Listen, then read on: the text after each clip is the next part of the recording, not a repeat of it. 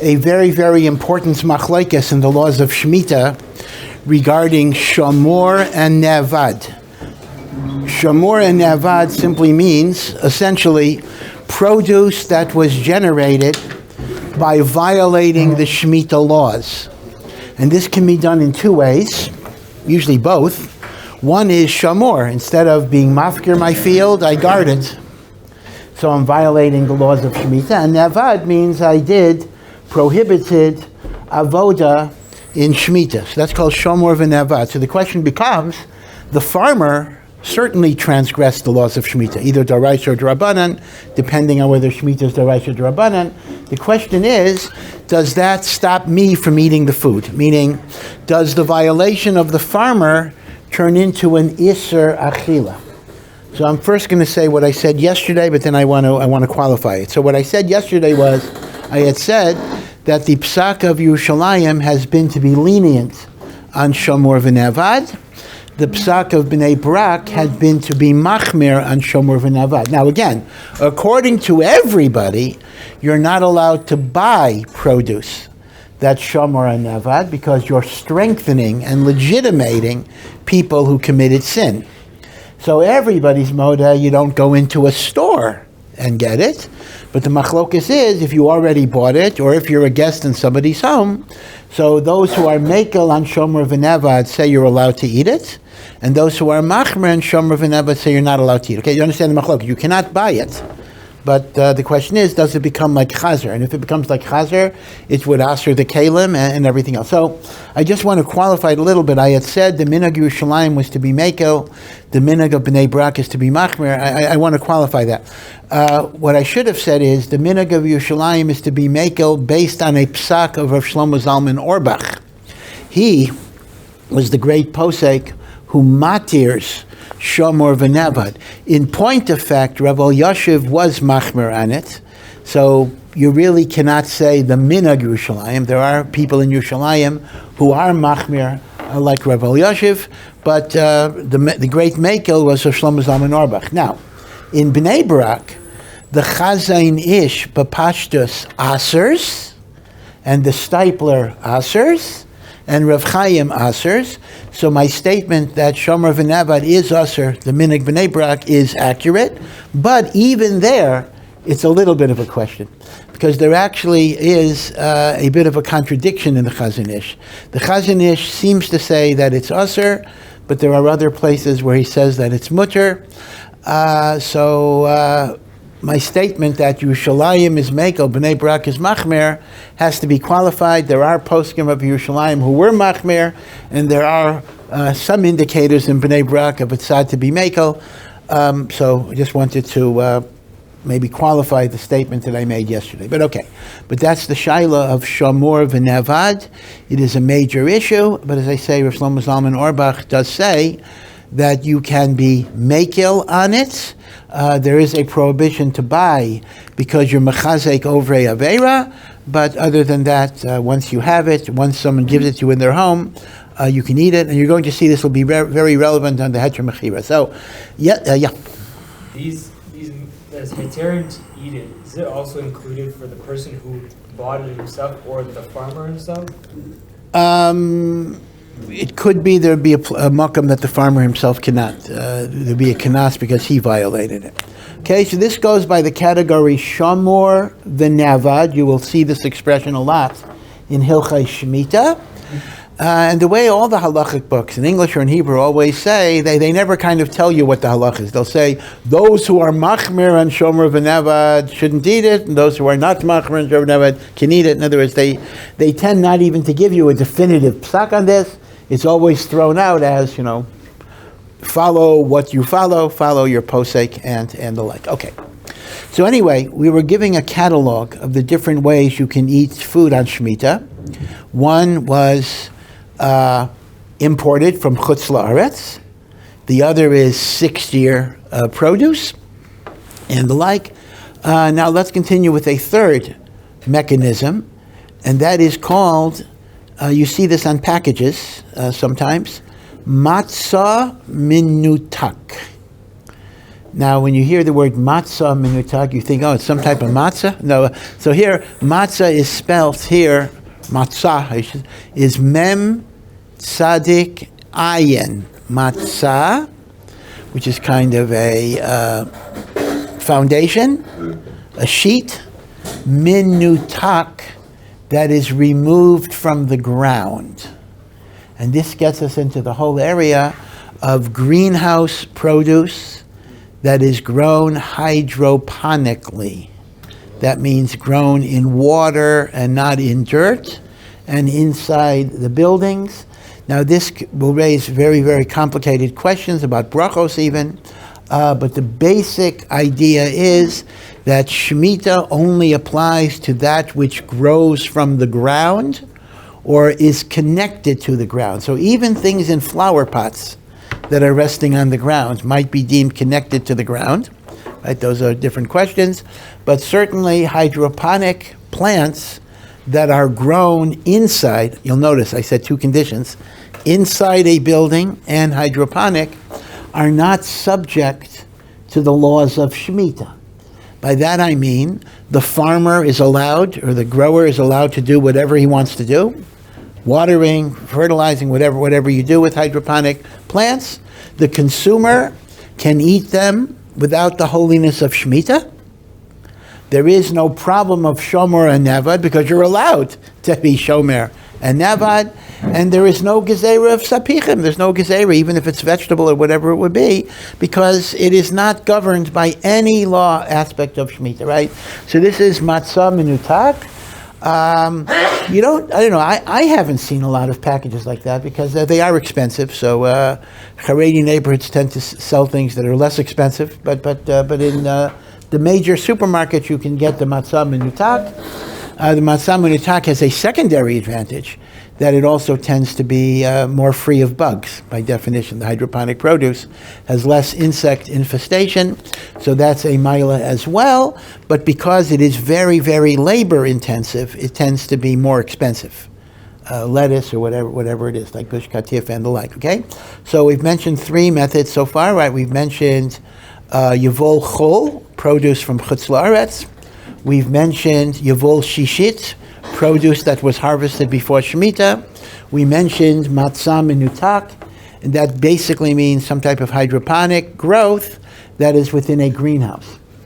Now again, I'm simplifying this a little bit because what if it's grown in dirt in the greenhouse, but it's minutak from the ground? So there are ways of doing that too, as long as you have, let's say, if you have a metal container that has dirt in it, so the metal prevents the dirt from being connected to the surface, to the ground soil. And that too, even though it's not hydroponic, even though it's growing in soil, but if something is in a metal container, it is not considered mechuber l'karka, and that too would not have the laws of shemitah. Okay, so what I've mentioned three methods. So now let me mention a fourth method, which will be the precursor to the most controversial, and that is yavol nachri. Produce grown by non-Jewish people, even in the land of Israel. We're not talking about imported, we're in the land of Israel. Yavol nachri. Now again, if you go into a supermarket, you will see different signs. You'll see different bins. A bin might say yavol chol. Another bin might say shishit. A third bin will say yavol nachri. Right? You actually see it. So because since there are different halachic considerations, so the consumer is given the choice, so to speak, of what psak they want to follow. Now, do not confuse yavol nachri with heter mechira, which I'll get to. Heter mechira, gets your alarm system up, etc. Well, we'll talk about that.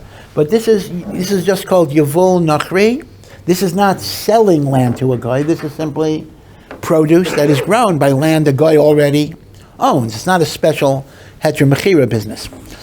So here, yavol nachri has a very, very, very interesting history that goes all the way back. It actually goes back to the Gemara, but we'll go back to the time of the Beis Yosef.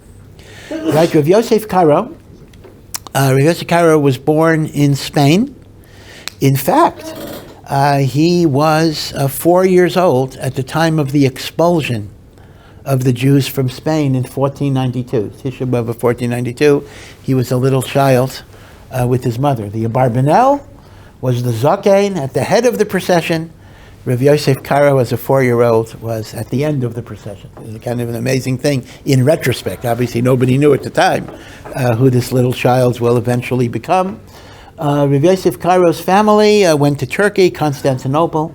Eventually, of course, he came to Eretz Yisrael, and he became the Rav and the head of the Beis Din of Tzfat. Right? In fact, in those days, Tzfat had a bigger yishuv of Jews than even Yerushalayim. There were not that many Jews in Yerushalayim. Tzfat was the spiritual capital. And of course, in the Tzfat community, like Bomer's tomorrow, so it's interesting to think about Rav Shimon Bar Yochai. Meron is right. Meron is right across from Tzfat. It's the next hill. And Tzfat had, Rav Yosef Karo was the Rav. Rav Shlomo Alkabetz, the author of L'cha Dodi, was the Chazan. Rav Moshe Alshich, the great biblical commentator, was the Darshan. He was the preacher of the city. And then you had so many great Mekubalim. You first had Rav Moshe, the Beis Yosef himself was a great Mekubal. But you had Rav Moshe Cordovero, who was Nifter, and then the Arizal came. And the Arizal also was Nifter only after 2 years. He died at 39. And Rav Chaim Vital, and Rav Yisrael Najara, who wrote Kar Ribon. These are all great Mekubalim. Rav Shlomo Alkabetz, the author of L'cha Dodi, was a great Mekubal and also a great biblical commentator. And he was the Chazan, right? So it's just an amazing, amazing group of people. In fact, it is said that when the Arizal came to Tzfat, Rav Yosef Karo was already in his 70s, and he already was the Rav. In fact, the Ari gave a hesped at the Beis Yosef Slavaya. But Rav Yosef Karo used to go to hear, he wanted to hear the Ari's shir on Shabbos. But every time the Ari started talking about Kabbalah, the Beis Yosef fell asleep. He kind of fell asleep.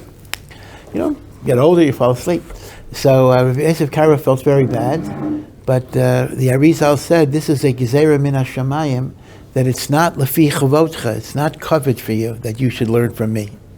So Hashem kind of takes you out of it, so I shouldn't be your Rebbe in any way. So this was an amazing thing. Now, one of the great dayanim on Rav Yosef Karo's Beis Din was another very, very great posek who has Shailos Utshuvas. He's called the Mabit. Mabit is Moshe ben Yosef Trani. The mishpacha was from Italy originally. And I can't say firsthand what their personal relationship was, but it was a kind of a tense professional relationship. Because the Mabit, who was also Mamash Gadol in Hayra, the Mabit and the Beis Yosef often had big machloksim. And this is not stam a machlokas haposkim, this is a machlokas how to do things in Tzfat. So this actually translated in Lamaisa, and the Mabit was also a very independent person, so the fact that Rav Yosef Karo decreed something did not really change the Mabit's mind in any way.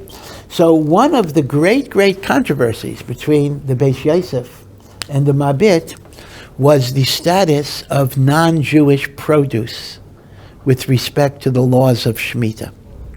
And that is, Rav Yosef Karo takes the position, again, this is based on a lot of sugyas we can't go into right now, that anything that is grown or produced by non-Jews, at least if the land is owned by non-Jews, again, does not have the holiness of Shemitah, meaning the ownership of a non-Jew of even Eretz Yisrael is mafkia.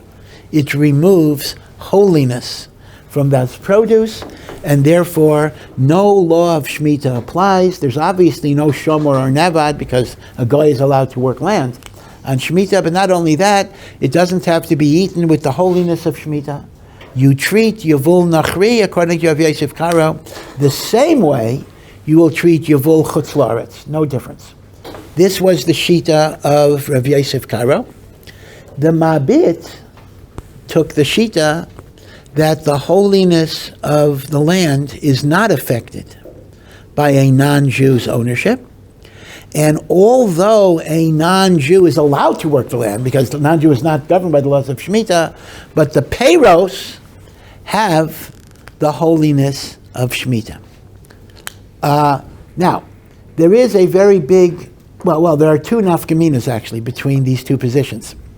According to Rav Yosef Karo, Yavul Nachri does not have to be eaten with the holiness of Shemitah. According to the Mabit, Yavul Nachri has to be eaten with the holiness of Shemitah. It's the same as produced by Yisrael. But there also is a big nafkamina, legabe, taking off trumos and masros. I'm not sure if I mentioned this. The halacha is that Shemitah produce that has the sanctity of Shemitah, you do not have to take off trumos and masros. So if I go and I take a Shemitah banana, or I have apples in my apple tree, and I pick enough apples, for the day, I do not have to take off trumos and masros. Why do I not have to take off trumos and masros? Because the halacha is anything that's hefker is exempt from trumos and masros.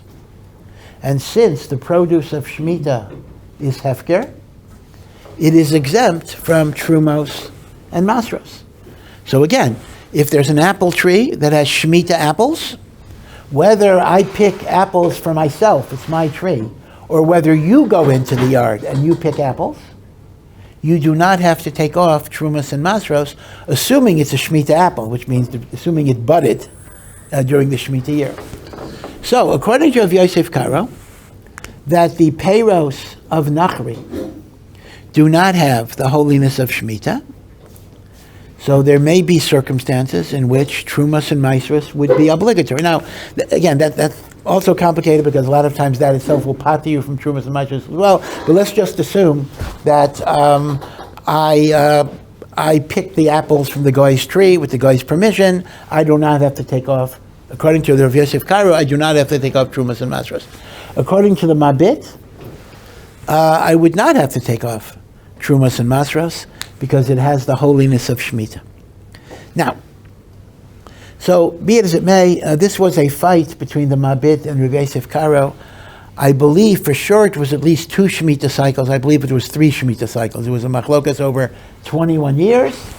And at some point, Rav Yosef Karo said he was going to put the Mabit in Cherem because the Mabit told people that they could buy stuff from Goyim and they don't have to take off Trumos and Masros because it has Kedusha Shvius. And Rav Yosef Karo said, anyone who teaches you don't have to take off Trumos and Masros, he's going to excommunicate. So it was kind of directed specifically to the Mabit. I don't know exactly if that ever came to fruition. And again, I'm just from a human perspective, I sometimes think about what seems to be a bit of a tense relationship. But again, as I say, both the Mabit and the Beis Yosef were Gedolei Torah Mamish. The bottom line halacha, although there are people who are cholek, is that Yavul Nachri is considered to be not having the sanctity of Shemitah. And this is again a Yerushalayim B'nai Brak division. And this is clear. This is clearly a Yerushalayim B'nai Brak division. The minhag Yerushalayim for hundreds of years has been to follow Rav Yosef Karo.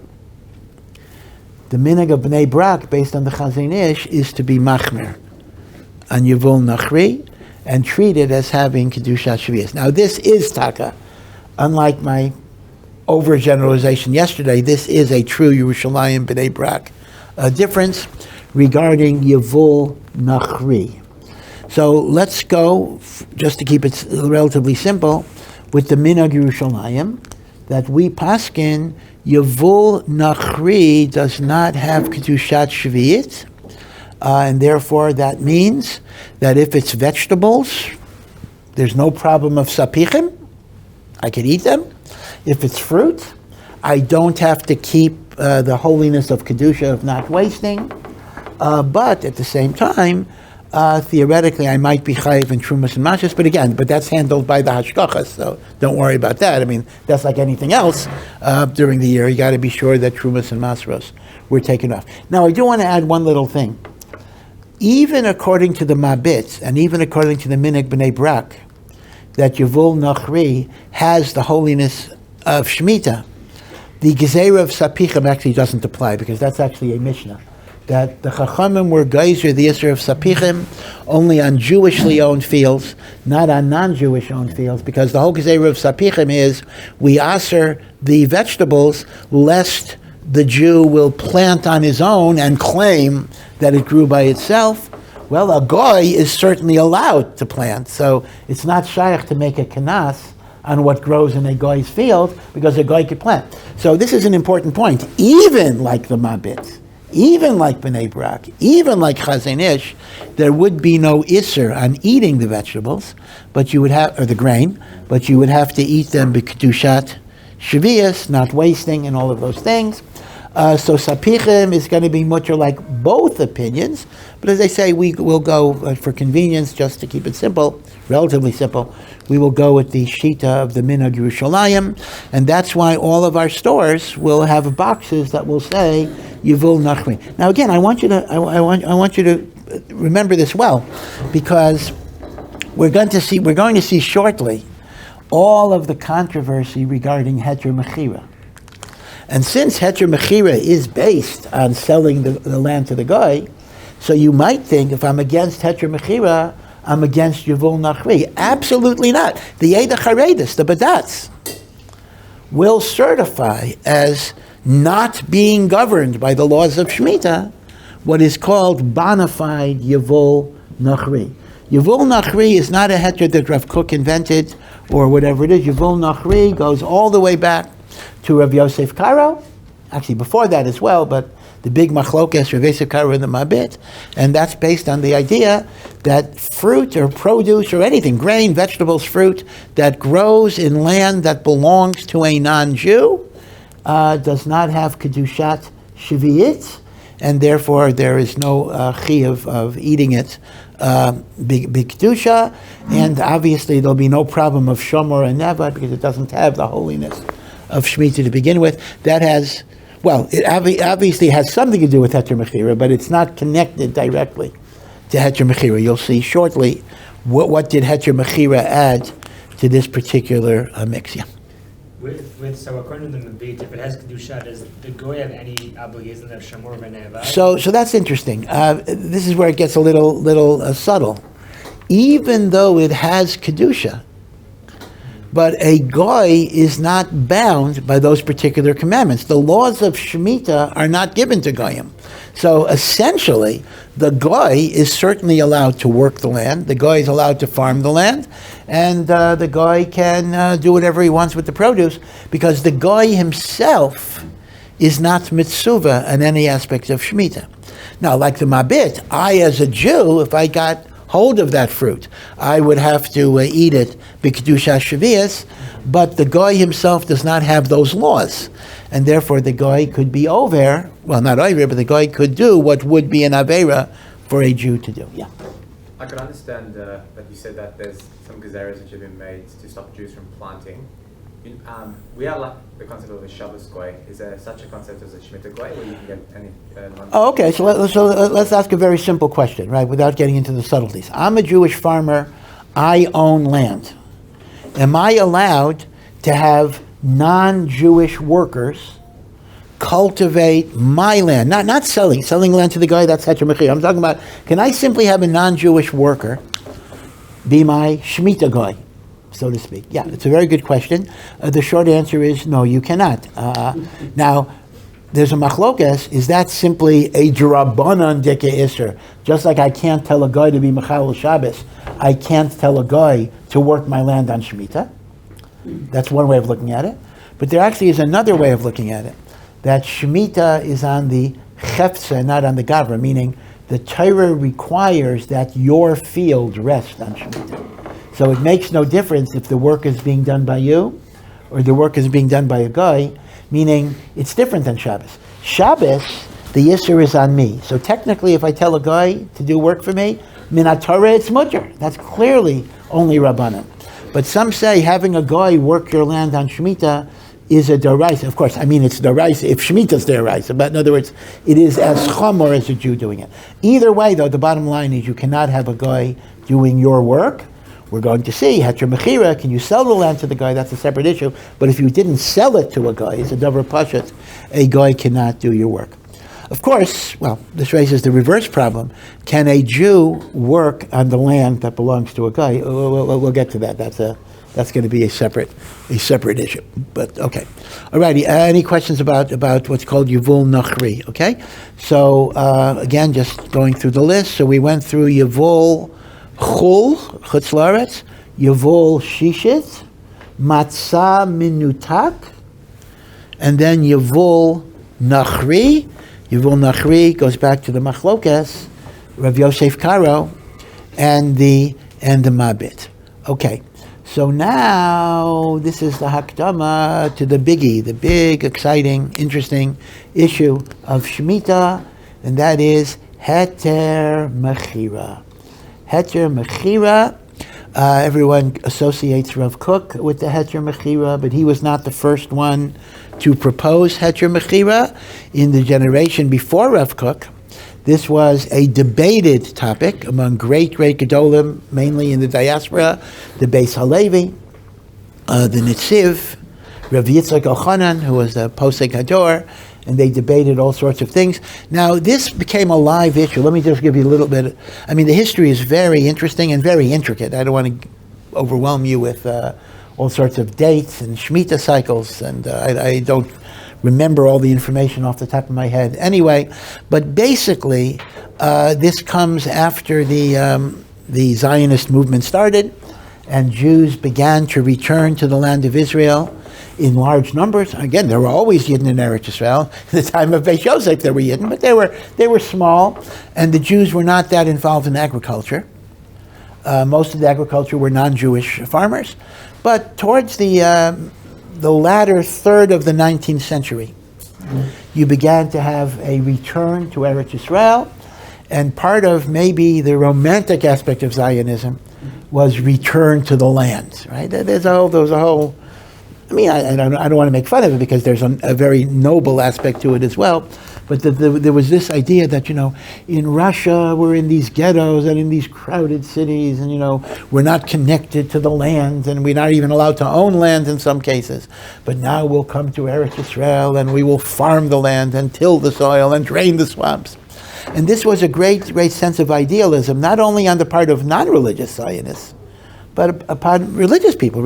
I want to come back. I want to be a farmer. I want to do the mitzvos of Trumos and Masros and Shemitah. And again, the way we did it when there was a Beis HaMikdash. Remember, the Torah presupposes agricultural society. I mean, that's what it was, Shalosh Regalim, right? The pilgrimage festivals in the Torah, we think about Pesach as freedom, and Shavuos as Torah, and Sukkot as clouds of glory, and all of that is true. But the Torah makes a very big deal that the Shalosh Regalim are also pivotal dates in the agricultural cycle of the land. Pesach is called the Chodesh Aviv, the ripening of the barley, which is the first grain to ripen. Shavuos is called Zaman Chag HaKotzir, the season of harvest. That's the wheat harvest. And Sukkot is called Asif, the time when you gather it, because produce was left to dry throughout the summer in the field, and then you finally ingather it. So, for many of us who are not connected to the ground, obviously I include myself, we tend not to think about the agricultural cycles. But they were very, very important in the consciousness of Am Yisrael. And the Zionist movement, both religious and non-religious parts of it, wanted to be connected to the soil. They wanted to be connected to the land. By the way, as a little aside, the first order of the Mishnah is, of course, the order of Zeraim, agricultural laws, and Chazal give it a nickname. The order of Zeraim is called the order of Emunah. Cedar Emunah is Cedar Zeraim. Why is Zeraim called Cedar Emunah? Because the farmer can actually feel a closer connection to Hashem than maybe the lawyer or accountant or office worker. Because the farmer knows how much they need HaKadosh Baruch Hu. They need the rain, they need the sun. They know that without Hashem, things aren't going to happen. Now, the truth is that's absolutely the case for every one of us. That's true for a lawyer, an accountant, a businessman as well. But when you're dealing with professions that are not so climate dependent, so a person thinks, I go to the office, I make the money, etc. I don't really need Hashem to be so involved, which of course is a mistake. The farmer, however, is very great in emunah. Of course, it's interesting. Today, some have suggested that farmers have the same problem as everybody else, because today there are so many ways of controlling the climate. You don't get rain, so you have irrigation, you have other types of ways. So today, the farmer is actually less dependent on the actual natural environment than it used to be the case. But certainly in the ancient world, you were really, really, really at the mercy of nature, which is Hashem, and that is why farmers were great in emunah, so to speak. And of course, Shemitah is described in the Torah as the great exercise in emunah, because you leave the land fallow. So what basically happened was this. What basically happened was that towards the latter third of the 19th century, Jews begin to establish agricultural settlements in the land of Israel. Agricultural settlements. Petach Tikva, Rishon LeZion, these various cities were established and the like. Now, some were not religious, and they didn't care. I mean, Shemitah was not an issue, but others were religious groups who wanted to keep Shemitah. Now, the problem was that these settlements were just starting off, and conditions in Eretz Yisrael, which was under the Ottoman rule at the time, the Turkish rule at the time, people were poverty-stricken. There were mass conditions of starvation, and to simply tell them, do not farm your land for an entire year, good. So the apples that grow by themselves you can have, but no grain, no vegetables, no whatever it is, would have been an extreme hardship that could have resulted in the deaths of possibly thousands of people. And many people were dying of starvation on non-Shemitah years. That's how bad the conditions were. I mean, on non-Shemitah year, things were very, very bad. So a proposal was made to kind of evade or avoid the laws of Shemitah by a type of sale to a non-Jewish entity, the paradigm of which would be the sale of chametz, right? What have we done institutionally? The Torah says a Jew is not allowed to own chametz during Pesach. So, as far as the Gemara is concerned, the basic idea is you either eat your chametz or you destroy your chametz, right? That's kind of the way it was.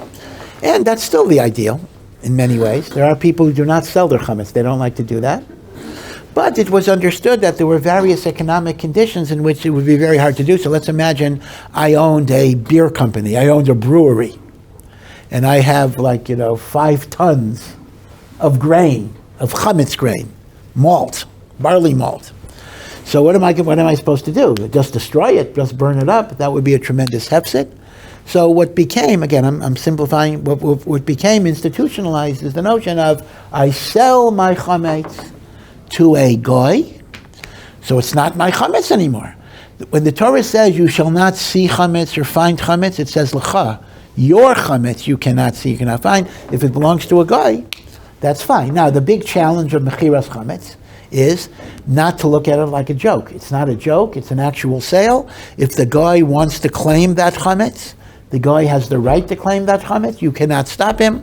And as a result, there were cases in Poland in the Middle Ages where a brewery was sold and the guy showed up to drink all the schnapps or whatever it is. No matter how much liquor you have, the goyim in Poland will be able to finish it. So as a result, over the years, Rabbanim and Poskim perfected different clauses which make it less likely that the guy will take. I'll give you a simple example. It basically says I'm selling my chametz to a guy, and within a week after Pesach, the guy will pay me $10 million for this chametz. But if the guy at his option elects to return the chametz, this debt will be canceled and null and void. So you see what a clause like that does. Does the guy have the right to take the chametz? Absolutely. But if he takes the chametz, he'll have to pay me $10 million. So a normal, sane guy would rather not take the chametz and give it back to me afterwards. Of course, I might prefer that he takes the chametz under those circumstances and the like. So basically, I don't know if most of you have probably never even seen a shtar of mechiras chametz, but it's a shtar that talks about a purchase price and all of these other things, and that's to kind of minimize the actual probability that the guy will take it, but you're still making it a valid sale and the like. Right? So the concept of mechiras chametz was a way of preventing economic loss, significant economic loss. So people say, oh, it's an evasion, it's a loophole. Well, it is an evasion and it is a loophole, but it's based on the idea that the isser of owning, the isser of having chametz is only if you own it. If you don't own it, there is no avera. So as long as halachically it's a valid sale, it's a valid sale. Now, you do know that many people do not like to sell chametz. And even if they sell chametz, they're not going to sell what is called real chametz. Right? They only sell fake chametz, meaning they're not going to sell bread, they're not going to sell cookies, not going to sell pasta, because they say they don't feel comfortable enough to use this type of sale when there's a real Isser D'Oraisa that's involved. But in truth, it's kind of mimanavshach. I mean, if you say it's a fake sale, then it shouldn't be good for anything that's treated as chametz. If it's a real sale, it should even be good for a piece of bread. I mean, there really is no svara to say that it's not a valid sale for chametz gomer. Okay, so here's the question. So mechiras chametz is old. Mechiras chametz goes back to the Middle Ages. Okay, that's been around institutionally for hundreds and hundreds of years, and it primarily got developed because many Jews were in the brewery business. Many Jews were in the beer-making business, and therefore they had large quantities of fermented grains, and they needed to get rid of them without a devastating financial loss. So the question was, if we're in Eretz Yisrael, and we have agricultural settlements, and people are dying of starvation even on regular years, and if they have to keep the land fallow and not cultivate, so maybe they'll get fruit trees, something will happen, but they're not going to get grain and they're not going to get vegetables. Could we kind of get out of shemitah by selling the land to a guy who will agree to pay a purchase price afterwards and give back the land, to cancel the purchase price? All right. And this is called Heter mechira. It was debated by Gedolim in the 19th century. The great Rabbi Yitzchak was considering to permit it. The Beis Halevi assered it, the Nitziv assered it. A big, big debate. Now, when Rav Kook was a Litvischer Rav. Rav Kook was from Lithuania. When Rav Kook came to Eretz Yisrael and he saw the conditions firsthand, Rav Kook institutionalized what's called the Heter mechira. Rav Kook wrote a sefer justifying, if you ask, it's a very classic sefer, justifying and explaining the Heter mechira. The sefer is called Shabbos Haaretz. And from Rav Kook's time until now, the Rabbanut, the Israeli chief rabbinate, utilizes the Heter mechira. Most of the Haredi world, most of the yeshiva world, rejects the Heter mechira, but often without understanding what the real issues are. So actually, I didn't tell you what the real issues are. I'm going to save it for next week. There are three questions that you have to address in analyzing the Heter mechira. First of all, is the sale valid? That's a validity question. Second of all, is the sale permitted, even if it's valid, because there actually is an Isser to sell land in Israel to a guy? And the third question, which maybe I should have said first, is what does a sale to a non-Jew accomplish? What are you trying to do? Now, obviously, what Rav Kook was trying to do was find a way to allow Jewish farmers to produce a crop. I mean, that was the purpose. I'm a Jewish farmer, right? If I can't work the land, I'm going to starve, etc. So Heter mechira was designed clearly to enable working the land How does it do that? Why does it do that, right? So these are three separate questions, right? Is the sale a valid sale to a guy? Number two, is it a permissible sale to a guy? Number three, assuming it's permitted and assuming it's valid, what is it going to allow you to do? Because that's central. If it's not going to allow you to do anything, then what's the point?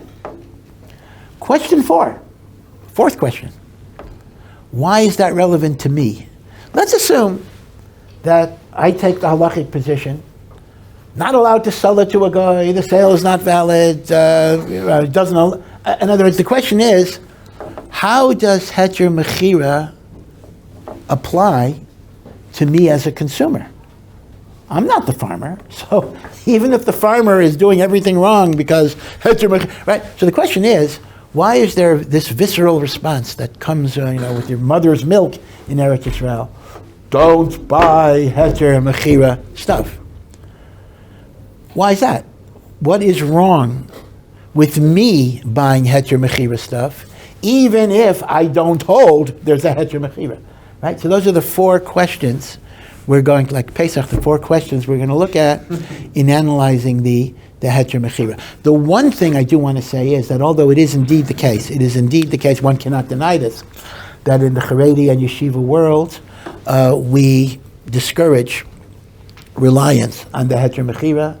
It is important to understand it does have a halachic basis. One should not be disrespectful or denigrating of those who keep Heter mechira. There is certainly, Rav Kook was not an Amoritz, and there certainly was an absolute, was and is, a halachic basis for it, even if, we come to the psak that's better not to rely upon it. One should not be muvazah. I mean, sometimes you get the impression in certain circles that if you were forced, somebody put a gun to your head and said, eat pork or eat Heter mechira, some people say, I'm going to go with the pork. Heter mechira, is worse than pork. Heter mechira is not worse than pork, and if you were given that choice, rest assured, better to eat Heter mechira than to eat pork, okay? So for some reason it became very, very politicized, and that's not really fair. But I do want you to understand what the halachic issues are. Yeah. So I've heard that during the 19th century, under the Ottomans, that all the land, at least 80% of the land, was under a system that was leased to the farmers, and it was like sort of yours, but if you didn't yield enough crops, it'd be repossessed. Yeah. And that's my first question is, how would that, since it would have changed after we got to the British, and now when most people's land isn't even owned, it's on a lease. Right, there are 99-year renewable leases. So then, if you sell it to a goy, you're not really selling something that's not yours. Right. Yeah. We'll discuss that. That is a major issue. Meaning, are you even selling? What are you selling to a guy if you don't own it to sell?